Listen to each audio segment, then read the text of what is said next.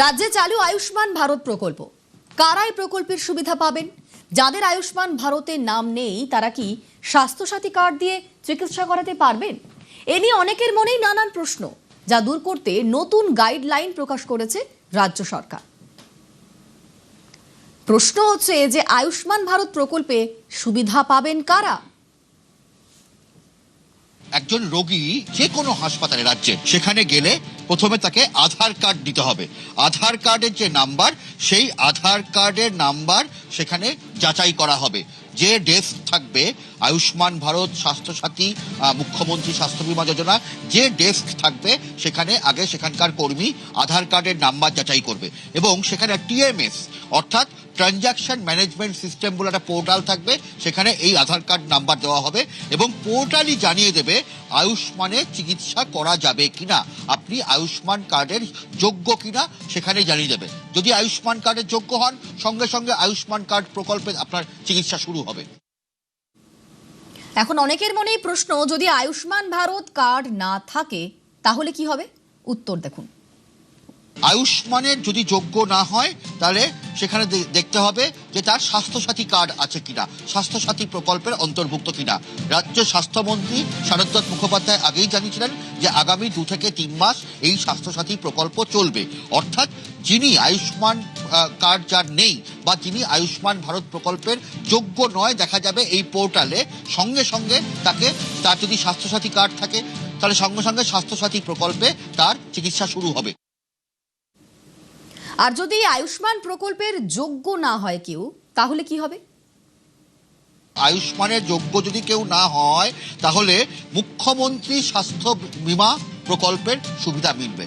একই রকম 5 লক্ষ টাকার যে বীমা, সেই বিনামূল্যের 5 লক্ষ টাকা পর্যন্ত পরিবারের চিকিৎসা হবে। মুখ্যমন্ত্রী স্বাস্থ্য বীমা প্রকল্পে সেখানে ফর্ম ফিল আপ হবে এবং সঙ্গে সঙ্গে চিকিৎসা শুরু হয়ে যাবে। এক্ষেত্রে কোনো রকম আতঙ্কের বা ভয়ের কোনো কারণ নেই। স্বাস্থ্য দপ্তর তার এসওপিতে জানিয়ে দিয়েছে সমস্ত সরকারি বেসরকারি হাসপাতাল, নার্সিংহোমে যদি কারোর আয়ুষ্মান নেই, স্বাস্থ্যসাথী নেই, সঙ্গে সঙ্গে তাকে মুখ্যমন্ত্রী স্বাস্থ্য বীমা যোজনায় তার চিকিৎসা শুরু হয়ে যাবে। রাজ্যে এখন আয়ুষ্মান ভারত প্রকল্পের কার্ড, অন্যদিকে স্বাস্থ্যসাথীর কার্ড, দুটোই চালু রয়েছে এই রাজ্যে। এবার দুটোই যদি থাকে তাহলে কি হবে? দুটো প্রকল্পের সুবিধা কোনো মতেই পাওয়া যাবে না। যিনি আয়ুষ্মান ভারত প্রকল্পের যোগ্য তিনি আয়ুষ্মান ভারত পাবেন, কিন্তু আবার যে আয়ুষ্মান ভারত যার নেই, যার স্বাস্থ্যসাথী আছে, সে স্বাস্থ্যসাথী পাবে। দুটি প্রকল্প একসাথে ব্যবহার করা যাবে না, দুটি যোজনার সুবিধা পাওয়া যাবে না, যে কোনো একটি যোজনার সুবিধা রোগী পাবে। আর যদি আয়ুষ্মান এবং স্বাস্থ্যসাথী দুটোরই যোগ্য না হয় তাহলে সেই উত্তরও দেব আপনাদের। আয়ুষ্মান এবং স্বাস্থ্যসাথী প্রকল্পে ট্রানজাকশন পোর্টালে গেলে সেখানে ট্রানজাকশন ম্যানেজমেন্ট সিস্টেম, এই টিএমএস পোর্টাল, সেখানে আধার কার্ড নাম্বার দিতে হবে। আধার কার্ড নাম্বার দিলে প্রথমেই দেখা যাবে যে আপনি আয়ুষ্মান ভারত প্রধানমন্ত্রী বীমা যোজনার অন্তর্ভুক্ত কিনা। সেখানে যদি যোগ্য হন তাহলে সঙ্গে সঙ্গে চিকিৎসা শুরু হয়ে যাবে। যদি আপনি যোগ্য না হন, দেখা হবে যে স্বাস্থ্যসাথী প্রকল্প আছে কিনা। যদি দেখা যায় স্বাস্থ্যসাথী প্রকল্পের অন্তর্ভুক্ত নন আপনি, তাহলেও কোনো চিন্তার কারণ নেই, সঙ্গে সঙ্গে আপনাকে মুখ্যমন্ত্রী স্বাস্থ্য বীমা যোজনার ফর্ম ফিল আপ করিয়ে দ্রুত চিকিৎসা শুরু হয়ে যাবে। কোনো ভয়ের কারণ নেই। অর্থাৎ যে কোনো মানুষ যে কোনো হাসপাতালে গেলে তাকে চিকিৎসা তাকে দিতেই হবে। বিনামূল্যে 5 লক্ষ টাকার চিকিৎসা সবাই পাবে এবং আয়ুষ্মান ভারত যিনি পাবেন না তিনি স্বাস্থ্যসাথী পাবেন আপাতত আগামী 2 থেকে 3 মাস পর্যন্ত। যার স্বাস্থ্যসাথী নেই তিনি মুখ্যমন্ত্রী স্বাস্থ্য বীমা যোজনার সুযোগ পাবেন। ফলে বলা যেতে পারে যে বিনামূল্যে চিকিৎসার অন্তর্ভুক্ত রাজ্যের প্রত্যেকটি মানুষ। এবং সবথেকে বড় কথা গোটা দেশে আমাদের রাজ্যে যাদের আয়ুষ্মান ভারত প্রকল্প যারা পাবেন তারা গোটা দেশেই সমস্ত হাসপাতালে এই একই সুবিধা পাবেন। অনেকেই তো নানান কারণে ভিন রাজ্যে থাকেন, যারা অন্য রাজ্যে থাকেন এই আয়ুষ্মান ভারত কার্ড দিয়ে কি অন্য রাজ্যে চিকিৎসা হবে? গোটা দেশের সমস্ত জায়গায়, যে কোনো জায়গায় আপনি যদি কোনো অসুস্থ হন, কোথাও গিয়ে ঘুরতে গিয়ে কোনো সমস্যায় পড়লেন, শারীরিক অসুস্থতা হলো, সঙ্গে সঙ্গে আয়ুষ্মান ভারত কার্ডের মাধ্যমে, এবং এটাও বলা যেতে পারে যদি আপনার আয়ুষ্মান ভারত প্রকল্প তখনও চালু না হয়, আপনি মুখ্যমন্ত্রী স্বাস্থ্য বীমা যোজনার অন্তর্ভুক্ত হয়েও আপনি এই সুবিধা পাবেন। অর্থাৎ আয়ুষ্মান ভারতেও যেমন গোটা দেশ জুড়ে চিকিৎসা হবে, তেমনভাবেই মুখ্যমন্ত্রী স্বাস্থ্য বীমা যোজনাতেও গোটা দেশ জুড়ে বিনামূল্যে 5 লক্ষ টাকা পর্যন্ত এই চিকিৎসার সুবিধা পাওয়া যাবে। দুটো প্রকল্প, একটা হচ্ছে আয়ুষ্মান ভারত প্রকল্প, অপরদিকে স্বাস্থ্যসাথী। এবার কিভাবে হাসপাতালে দেখা হয় যে কোন প্রকল্পের সুবিধা মিলবে, আয়ুষ্মান ভারত নাকি স্বাস্থ্যসাথী?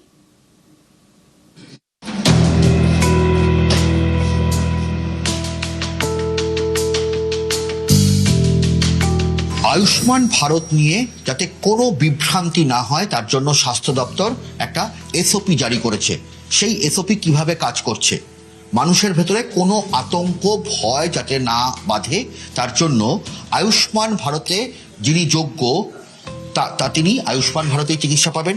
অন্যদিকে আয়ুষ্মানের যদি তার চিকিৎসা না হয়, আয়ুষ্মানে যদি যোগ্য না হয়, তবে তার যদি স্বাস্থ্যসাথী কার্ড থাকে আপাতত স্বাস্থ্যসাথীতেই চিকিৎসা চলবে। আর না নতুবা আয়ুষ্মান স্বাস্থ্যসাথী কোনোটারই যদি যোগ্য না হন তবে মুখ্যমন্ত্রী স্বাস্থ্য বীমা যোজনায় তাকে ফর্ম ফিল আপ করিয়ে চিকিৎসা করাতে হবে। আপনার বাড়ি আদি বাড়ি ত্রিপুরা আগরতলায়, আগে তো এই সুবিধা পেতেন না? না, আগে তো সেই সুবিধা পাওয়া যেত না। এখন আমি 4-5 দিন ধরে খুব পেটে ব্যথা ছিল, তারপরে পরীক্ষা নিরীক্ষা করার পর জরুরি বিভাগে যখন আসলাম তখন বললো যে গোলব্লাডারে স্টোন আছে। তখন আমি তৎক্ষণাৎ আয়ুষ্মান কার্ডের কথা বলি এবং ওনারা ভর্তি করে নেন। পরিবারের লোকজন প্রথমেই স্বাস্থ্যসাথী যে এবং আয়ুষ্মান ভারত এবং মুখ্যমন্ত্রী স্বাস্থ্য বীমা যোজনার যে কাউন্টার, সেই কাউন্টারে আসেন এবং কাউন্টারে আসার পর তারা সেখানে কিভাবে এই গোটা বিষয়টা চলছে, কাজ হচ্ছে। প্রথমেই এখানে আধার কার্ড দিতে হচ্ছে।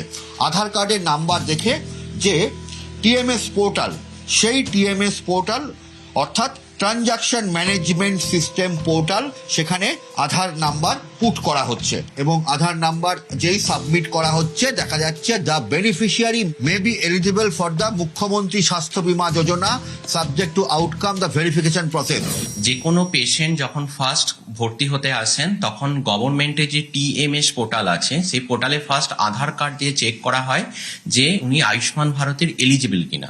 যদি এলিজিবল হন তাহলে উনি আয়ুষ্মান ভারতের থ্রু দিয়ে ভর্তি হচ্ছেন। এবার যদি উনি এলিজিবল না হন তখন উনাকে মুখ্যমন্ত্রী স্বাস্থ্য বীমা যোজনাতে ফর্ম ফিল আপ করা হয় এবং উনি স্বাস্থ্যসাথীর থ্রু দিয়ে ভর্তি হন। কোনো কারণে টিএমএস পোর্টালে প্রবলেম হচ্ছে তখন যেটা করতে হয় যে একটা ফেসিং ইস্যুতে ক্লিক করে উনাকে উনার যে সমস্ত আধার কার্ড আর ডকুমেন্টসগুলো ওখানে আপলোড করা হয় এবং উনাকে প্রসিড টু স্বাস্থ্যসাথী দিয়ে স্বাস্থ্যসাথী থ্রু দিয়ে ভর্তি করা হয়। দেখা গেছে সরকারি হাসপাতালে পেশেন্ট ভর্তি হলো কিসের জন্য, যে কোনো অপারেশনের জন্য, 5 মিনিটের মধ্যে সে বললো আমি স্বেচ্ছায় হাসপাতাল ছেড়ে চলে যাচ্ছি। কেন না, ওই ডাক্তারবাবু বলে দিচ্ছে নিয়ম তৈরি হবে যে হাসপাতালে ভর্তি হলে আগামী 72 ঘন্টা সরকারি ডাক্তারবাবু বাইরে গিয়ে অপারেশন করবেন না, স্বাস্থ্যসাথী বা আয়ুষ্মান ভারত কার্ডের এগেন্সটে। আপনি হাসপাতালে পুরো ইনভেস্টিগেশন এসিডি স্ক্যান করালেন, বিনা পয়সায় রক্ত পরীক্ষা করালেন, হাসপাতাল সার্ভিসটা দেবো না কেন? আয়ুষ্মান ভারত, স্বাস্থ্যসাথী এইসব স্কিমের অন্তর্ভুক্ত থেকে প্রাইভেটে 72 ঘন্টার অ্যাডমিশনের মধ্যে করতে পারবে না। আর এবার হাড়োয়ার দিকে নজর রাখবো। হাড়োয়ায় কারখানা থেকে গ্যাস লিক করে অসুস্থ, গ্যাস লিক করে কমপক্ষে 25 জন অসুস্থ। হাড়োয়ায় বরফ কারখানার এই ঘটনা, অ্যামোনিয়া গ্যাস লিকের আশঙ্কা। অসুস্থরা হাড়োয়া হাসপাতালে ভর্তি রয়েছেন। আমার সঙ্গে জিয়াউল রয়েছেন প্রতিনিধি। জিয়াউল, কিভাবে দুর্ঘটনা ঘটলো, কখন ঘটেছে এই দুর্ঘটনা? দেখো, সন্ধ্যাবেলা কিন্তু এলাকার মানুষজন তারা অসুস্থ বোধ করে, তার কারণ একেবারে একটি বরফ কারখানা, আইস ফ্যাক্টরি, সেখানেই কিন্তু সেখান থেকে এলাকার মানুষরা মনে করছেন যে গ্যাস, অ্যামোনিয়া গ্যাস লিকেজ হয়েছে এবং সেখান থেকে কিন্তু এই অসুস্থ বোধ করে এবং সেখান থেকে তাদেরকে প্রায় 20 থেকে 25 জনকে, বিশেষ করে মহিলা এবং শিশুদেরকে উদ্ধার করে সেখান থেকে হাড়োয়া গ্রামীণ হাসপাতালে এই মুহূর্তে চিকিৎসা চলছে। তার মধ্যে 5 থেকে 7 জনের অবস্থা আশঙ্কাজনক। এ নিয়ে কিন্তু এলাকার মানুষের একটাই দাবি যে দীর্ঘদিন ধরে এলাকায় যে একেবারে ঘনবসতি এলাকায় সেখানে আইস ফ্যাক্টরি বা বরফ ফ্যাক্টরি রয়েছে, সেখানে কিন্তু একাধিকবার এলাকার মানুষ কিন্তু এই আইস ফ্যাক্টরি বন্ধের জন্য কিন্তু বলেন, কিন্তু কোন রকম ভাবে কর্ণপাত করেনি। ফলে আজকে সন্ধ্যাবেলা ঠিক সন্ধ্যাবেলায় কিন্তু দেখা যায় যে অসুস্থ বোধ করছে, অর্থাৎ তার আগেই কিন্তু এই গ্যাস লিক হয়েছে এবং অ্যামোনিয়া গ্যাস লিক হয়েছে এমনটা আশঙ্কা করছে এবং তখনই কিন্তু তারা কর্তৃপক্ষকে জানায়, কিন্তু কর্তৃপক্ষ কোনো ব্যবস্থা না নেওয়ায় এলাকার মানুষ ক্ষিপ্ত হয় এবং এই মুহূর্তে হাড়োয়া রোড কিন্তু রাস্তা অবরোধ করে টায়ার। যারা হাসপাতালে ভর্তি রয়েছেন তারা এখন কেমন রয়েছেন? দেখো যে প্রায় 20 থেকে 25 জনকে ভর্তি করা হয়েছে, তার মধ্যে প্রায় 5 থেকে 7 জনের অবস্থা কিন্তু আশঙ্কাজনক। তার কারণ তাদেরকে মুখ দিয়ে অনারেগর রক্ত বার হচ্ছে, এমনটাও কিন্তু হাসপাতাল সূত্রে খবর। ফলে সেখান থেকে আশঙ্কাজনক অবস্থা রয়েছে 5 থেকে 7 জন। কিন্তু যেটা এলাকার মানুষের যেটা দাবি করছে, বারংবার কিন্তু এই কারখানা বন্ধের দাবি করেছিল, কিন্তু কোনো দাবি রকম করেছিলেন কর্ণপাত। তারা। সঙ্গে থাকো জিয়াউল, অসুস্থ হয়েছেন এমন মানুষের তারা কি বলছেন, তাদের বক্তব্য শোনাবো। আমাদের শ্বাসকষ্টটাই তো বেশি হচ্ছে, মানে ওখানে দম নেওয়াটাই মানে রিস্ক। আমার কোলে ছোট একটা বাচ্চা আছে। কিসের জন্য হচ্ছে শ্বাসকষ্টটা? বরফ কলের যে গ্যাস, ওই গ্যাসের জন্য শুধু শ্বাসকষ্ট? শ্বাসকষ্ট, কাশি হচ্ছে, মানে একটু গা দিয়ে রক্ত উঠছে, ব্লাডও বেরোচ্ছে? এটার গা দিয়ে বেরোতে পড়েছে আমার এই ভাবিটার। আর স্থানীয় বাসিন্দা তারা কি বলছেন শুনুন। বরফ ফলে যে অ্যামোনিয়া যে গ্যাসটা থাকে, সেই গ্যাসটা পুরোটাই লিক হয়ে গেছে, মানে যে পাইপ থাকে পাইপটা ফেটে গিয়েছে। প্রায় 8-9 জন মতন অসুস্থ হয়ে গেছে, বাচ্চা বড় ধরে। টিএমসি দলের নেতা ছিল, ঠিক আছে, এরা ভীষণ প্রভাবশালী লোক। এরা এই এখন এসে বলছে যে যদি আপনার অসুস্থ কেমন আছো বলো, না হয় নার্সিং হোমে নিয়ে গেছে। তাহলে বোঝা যাচ্ছে কি যে টাকার ভীষণ ইয়ে আছে। আমরা চাইছি যত তাড়াতাড়ি মানে আমরা বরফ ফলটা বন্ধ করতে চাই। আমার সঙ্গে জিয়াউল রয়েছেন। জিয়াউল, স্থানীয়রা কোন তৃণমূল নেতার কথা বলছেন, কোন প্রভাবশালীর কথা বলছেন? দেখো যে যিনি এই বরফ কল বা আইস ফ্যাক্টরি চালাতেন, তিনি কিন্তু একজন তৃণমূল কংগ্রেসের প্রভাবশালী একজন ব্যক্তি। ফলে তার অঙ্গলহীনারে এই কারখানা চলছিল। ফলে এলাকার মানুষ বারংবার কিন্তু বন্ধ করার কথা বলে, কিন্তু তিনি যেহেতু প্রভাবশালী তৃণমূল নেতা ছিলেন, ফলে তিনি কারোর কথায় কিন্তু তিনি কর্ণপাত করেননি বা শোনেননি। ফলে তার ব্যবসা সেখানে করে গেলেন। কিন্তু অন্যদিকে দেখা যাচ্ছে একেবারে ঘিঞ্জি এলাকা, ঘনবসতি এলাকা, সেখানেই কিন্তু এই কারখানা গায়ের জোরে তিনি করেছেন, এমনটা এলাকার মানুষ দাবি করছেন বারংবার। তার কারণ এর আগে একাধিকবার তারা কিন্তু বিক্ষোভ অ্যাজিটেশন করেছেন যে এই এলাকা থেকে কারখানাটি সরিয়ে নিয়ে যাও। কিন্তু তিনি যেহেতু তৃণমূল নেতা ছিলেন, তৃণমূলের প্রভাবশালী নেতা ছিলেন, ফলে তিনি কোনো কর্ণপাত করেননি। ফলে তিনি এই মুহূর্তে যখন যে এই গ্যাস লিকের ঘটনা ঘটে, অ্যামোনিয়া গ্যাস লিকের, জিয়াউল, গ্যাস লিক ঠেকাতে তার এরপর কোনো ব্যবস্থা নেওয়া হয়েছে কি? দেখো এই মুহূর্তে ঘটনাস্থলে যেখান থেকে গ্যাস লিক হচ্ছিলেন, সেখানে এই মুহূর্তে কিন্তু দমকলের একটি ইঞ্জিন গেছেন। ফলে তারাও কিন্তু চেষ্টা করছে এবং এলাকার মানুষকে খালি করার একটা কাজ চলছে। তার কারণ প্রচুর পরিমাণে গ্যাস কিন্তু লিকেজ হয়েছে। ফলে আরো আশঙ্কা করছে, আরো অসুস্থ হওয়ার আশঙ্কা করা হচ্ছে। ফলে ইতিমধ্যে কিন্তু দমকল এবং পুলিশ সেখান থেকে সরিয়ে নিয়ে যাওয়া হচ্ছে। এই মুহূর্তে দমকলে একটি ইঞ্জিন রয়েছেন, যাতে গ্যাস নতুন করে আবার লিকেজ না হয় সেই চেষ্টা কিন্তু করছেন। কিন্তু এলাকার মানুষের দাবি, এই দাবিতেই কারখানা বন্ধের দাবিতেই কিন্তু এই মুহূর্তে হাড়োয়া রাস্তা অবরোধ করে টায়ার জ্বালিয়ে অবরোধ বিক্ষোভ করছেন এলাকার মানুষজন। বেশ, ধন্যবাদ জিয়াউল।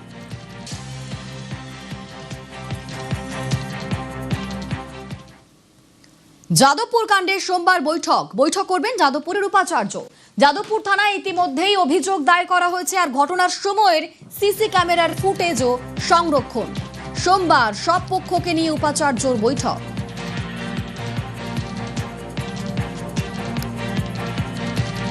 যাদবপুর কাণ্ড, যাদবপুরের এমব্লেম ভাঙার অভিযোগে তুঙ্গে তরজা। এবিভিপির কেউ যুক্ত থাকলে তাকে বহিষ্কার বলছে এবিভিপি নেতৃত্ব। একই সঙ্গে এমব্লেম ভাঙা নিয়ে অধ্যাপক রাজেশ্বর সিনহাকেও নিশানা। যদি এবিভিপি কেউ এই ঘটনার সাথে অভিযুক্ত থাকে, আমরা সাথে তাকে বহিষ্কার করব এবং পুলিশের হাতে তাকে উপযুক্ত ব্যবস্থা গ্রহণের দাবি জানাচ্ছি এবং বলছি যেই অভিযুক্ত তার উচ্চ পর্যায়ের তদন্ত। এটা এবিভিপি বলছে। কি করে ফলক ওখানে ভাঙলো? আর ফলক ভাঙলো তো শাবল গাইতে লাগে, লোহা তো হাত দিয়ে টাচ করলে ভাঙা যায় না। ভাঙলো কি করে ফলক? এটা রাজেশ্বর সিনহার পরিকল্পিত চক্রান্ত। যেভাবে বিদ্যাসাগরের মূর্তি ভাঙায় আজ অব্দি অভিযুক্তরা খুঁজে পাওয়া যায়নি, ভ্যানিশ হয়ে গেল, ঠিক একইভাবে ফলক ভাঙার ঘটনাতে অভিযুক্তরা ভ্যানিশ হয়ে যাবে। এবং ফলক ভাঙার ঘটনায় আমরা রাস্তাতে নেমেছি, আমরা রাজ্য জুড়ে পাল্টা বিক্ষোভের ডাক দিচ্ছি। ফলক ভাঙায় প্রকৃত দোষীকে বের করতে হবে।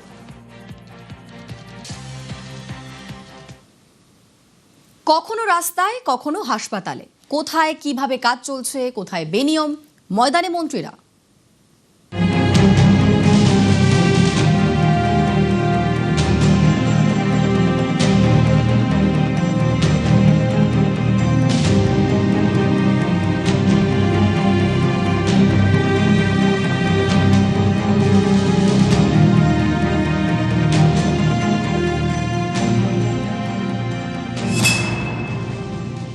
এটা তো রেসিডেন্সিয়ালের জন্য বানিয়েছেন, আর গেস্ট হাউস বানিয়ে পয়সা রোজগার করছেন। তো ফায়ার লাইসেন্স লেগে আপনার, তারপরেও আপনার এত দুঃসাহস। কোনো নোটিশ ফোটিস আমি দেখবো না, কিন্তু আমি পরিষ্কার বলে দিচ্ছি, পুরো দরজায় তালা লাগিয়ে গালা দিয়ে সিল হবে। প্রত্যেকটা সিঁড়ি যেন খোলা থাকে আর ব্যবহারযোগ্য হয়। ফায়ার এক্সিট এগুলো দয়া করে সিঁড়ির সামনে কোলাপসিবল গেট লাগিয়ে রেখে দেবেন না।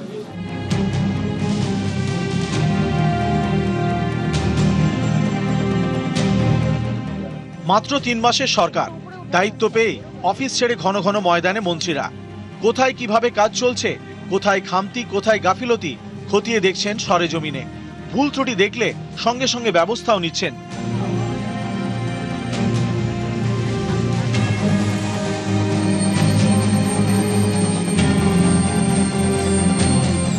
সবচেয়ে বেশি নজর কাটছেন এই দুজন, স্বাস্থ্যমন্ত্রী শারদ দত্ত মুখোপাধ্যায় এবং পুর ও নগর উন্নয়ন মন্ত্রী অগ্নিমিত্রা পাল। এটা তো প্রয়োজন ছিল। আগেকার যারা সরকারে ছিলেন তারা তো সবসময় এসি গাড়িতে ঘুরে বেড়াতেন, কিন্তু এখন দেখছি আমাদের মানে এই যে বর্তমান সরকার এসছেন সেই মন্ত্রীরা রাস্তায় নেমে কাজ করছে মানুষের জন্য। আমি আগে কোনোদিনই দেখিনি, কিন্তু এখন বর্তমানে এদের দেখছি, নিশ্চয়ই আমাদের উন্নয়ন হয়ে ভালো কাজ হবে, আমরা ভালো পরিষেবা পাবো। মন্ত্রীদের পায়ের তলায় যেন সরষে, দায়িত্ব নেওয়ার পর ছুটছেন এদিক ওদিক। গত জুলাই মাসে আচমকায় আরজিকর মেডিকেল পরিদর্শনে যান স্বাস্থ্যমন্ত্রী, শোনেন রোগী পরিবারের সমস্যার কথা। হিপ জয়েন্ট ভেঙে গেছে। আজকেও জিজ্ঞেস করছি, বলছে এখনো 3 সপ্তাহ বাদে আমার ফোন নাম্বারটা লিখুন, যদি 1 সপ্তাহের মধ্যে কিছু না হয় আমায় ফোন করবেন।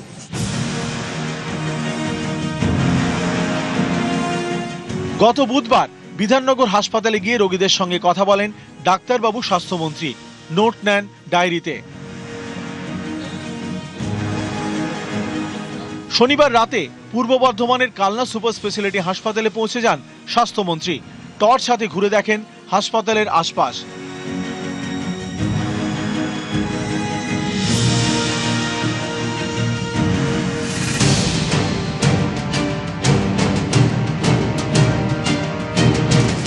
অগ্নিমিত্রা পাল রাজ্যের পুর ও নগর উন্নয়ন মন্ত্রী, কখনো তার হাতে রং পেন্সিল, কখনো পূর্ব মেদিনীপুরের প্লাবন দুর্গতদের পাশে। দখলদার রুখতে মাঝে মধ্যে হাঁটছেন ফুটপাতে। বিগত যে আমরা দেখে এসেছি আগের সরকার কিছু করেনি, ফুটপাতে সাধারণ মানুষ যেতে পারত না। তারাপীঠ ও কলকাতায় বিধ্বংস অগ্নিকাণ্ডের পরে সতর্ক প্রশাসন, পুরমন্ত্রীও করা। শনিবার সেটাই টের পেল মেদিনীপুরের বিভিন্ন হোটেল ও শপিং মল কর্তৃপক্ষ। আপনাকে কি আগুনের দেবতা বলে কয়ে আসবেন? রামপুরহাটে দেখেছেন কি হয়েছে? আপনাকে যা যা করতে বলা হয়েছিল আপনি সেটা করেননি। আমরা হোটেল সিল করছি।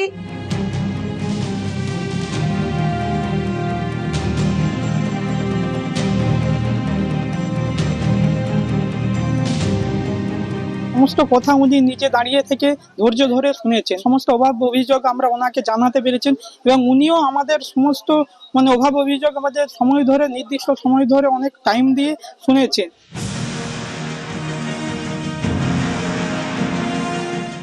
অনেকেরই প্রশ্ন, ছোট ছোট বিষয়ে মন্ত্রীদের পথে নামতে হচ্ছে কেন?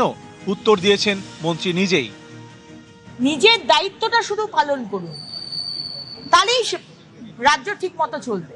কিন্তু নিজের দায়িত্বই আমরা অনেকে শিক্ষিত হয়েও অনেক শিক্ষিত পালন করি না। আমরা একটু স্ট্রিমলাইন করতে চাই, একটু নিয়মে আনতে চাই, সবার ভালো হবে। পশ্চিমবঙ্গ শুধু আমার নয়, পশ্চিমবঙ্গ শুধু মাননীয় মুখ্যমন্ত্রী না, আমাদের সবার।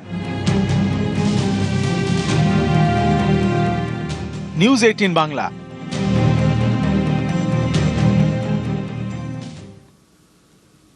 জমা জলে নরক যন্ত্রণা। হলদিয়ার 14 নম্বর ওয়ার্ডে জলবন্দী শতাধিক পরিবার। হাঁটু জল ঠেলেই কাজে যেতে হচ্ছে সবাইকে। নিত্য জল যন্ত্রণায় হিমশিম দশা। জমা জলের চক্রবুহে গোটা ওয়ার্ড। পাশে পঞ্চায়েত এলাকাতেও কোথাও কোথাও হাঁটু জল। জলবন্দী শতাধিক পরিবার। 2 সপ্তাহ হতে চলল। পূর্ব মেদিনীপুরের হলদিয়ার বিভিন্ন এলাকায় জল দুর্ভোগ মিটল না। ক্যানেল কোনো রকম সংস্কার করেনি, ক্যানেলে পুরো ভরাট হয়ে আছে, এখনো পর্যন্ত 1 হাঁটু করে বাড়িতে, বেশিরভাগ বাড়িতে নেই, কিছুজন ক্যাম্পে রয়েছে, বাড়িঘর কিছু ভেঙে গেছেন। এই বছর বর্ষায় জল যন্ত্রণার চেনা ছবি, দুর্ভোগের এক শেষ, সঙ্গে তো আছেই পোকামাকড়ের উপদ্রব, সাপখোপের উৎপাত আর জলবাহিত রোগের আশঙ্কা। হলদিয়া পুরসভার জলমগ্ন এলাকা থেকে ধীরে ধীরে জল নামছে, কিন্তু এখনো বেশ কয়েকটি ওয়ার্ড রীতিমতো জলমগ্ন। শুধু পুরো এলাকা নয়, একই সঙ্গে সুতাটা কিংবা চৈতন্যপুরের রামপুর এলাকা এবং ব্রজলাল চক সহ বিস্তীর্ণ অঞ্চল যে পঞ্চায়েত এলাকা, সেসব এলাকাতে কিন্তু এখনো জলমগ্ন অবস্থায় রয়েছে বেশ কিছু এলাকা। প্লাবিত এলাকায় ত্রাণ পৌঁছে দেওয়ার কাজ চলছে, কিন্তু এলাকার মানুষ চাইছেন দ্রুত পদক্ষেপ নিতে। নিকাশি যে বেহাল অবস্থা, তার হাল ফিরিয়ে পরিস্থিতি স্বাভাবিক করার কিন্তু দাবি করছেন এলাকার মানুষজন। আজকে তো 8-10 দিন জলের মধ্যেই একদম, এছাড়া তো থাকার কোনো রাস্তা নেই, প্রচুর কষ্ট হচ্ছে। সামনে কারখানা, তার জল। বাংলার অন্যতম শিল্পনগরী হলদিয়া, সেখানে কেন এই পরিস্থিতি? স্থানীয়দের দাবি 2022 সালে পুর বোর্ডের মেয়াদ শেষের পর থেকে আর ভোট হয়নি, ফলে সমস্যা থাকলেও সে কথা শোনার জন্য জনপ্রতিনিধি নেই। শেষ 2017 সালে পৌরসভা ভোট হয়েছিল, দীর্ঘ 4 বছর কোনো ভোট হয়নি। যত জল নিকাশি ব্যবস্থা ছিল একদম জ্যাম হয়ে আছে, কোনো খাল কোনোভাবে সংস্কার করা হয়নি, দীর্ঘ 10 দিন ধরে আমরা জলবন্দী। হলদিয়ার পরিস্থিতি ধীরে ধীরে উন্নতি হলেও নতুন করে যেসব এলাকা প্লাবিত হয়েছিল সেই সব এলাকায় পরিস্থিতি এখনো বেশ ভয়ঙ্কর রয়েছে। সেই সব এলাকায় প্রশাসন পৌঁছে পদক্ষেপ গ্রহণ করুন চাইছেন হলদিয়ার মানুষজন। ক্যামেরায় রাজেশ সাঁতমলের সঙ্গে সুজিত ভৌমিক, নিউজ 18 বাংলা।